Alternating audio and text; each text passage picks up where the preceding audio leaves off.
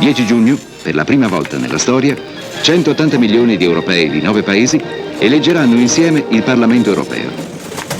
4 Tage im Juni 1979. Zum ersten Mal schreiten die Bürger der damals 9 Mitgliedstaaten der Europäischen Gemeinschaft zu den Urnen, um direkt abzustimmen über das Europäische Parlament.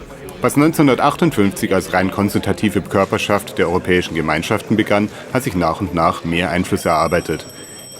Die erste Sitzung findet in Räumen statt, die vom Europarat angemietet wurden. When we arrived here, there were no buildings belonging to the Parliament in Brussels at all.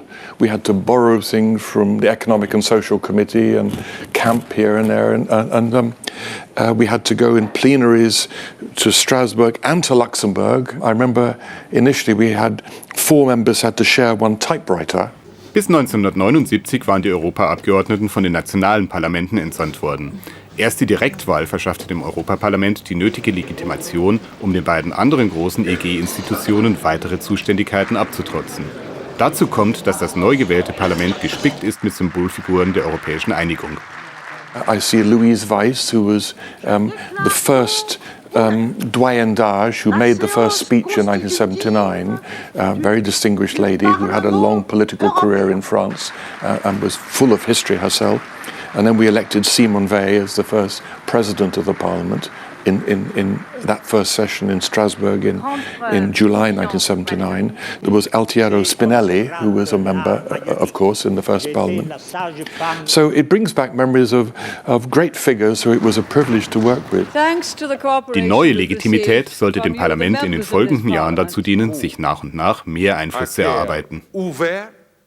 1979 hatte das Parlament überhaupt keine Gesetzgebungsrechte. Heute sind wir gleichberechtigter Gesetzgeber in fast allen Fragen europäischer Gesetzgebung. Es ist eine großartige, wunderbare Entwicklung und die Arbeit hat sich sehr gelohnt.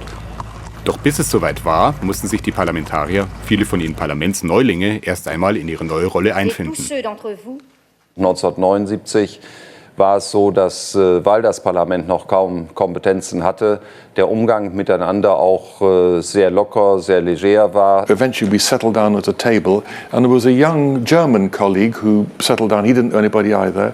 And so my first friend in the parliament from another nationality was Hans-Gert Pöttering, who was a young German. And he and I are the only 2 remaining in the parliament now who were elected in 1979.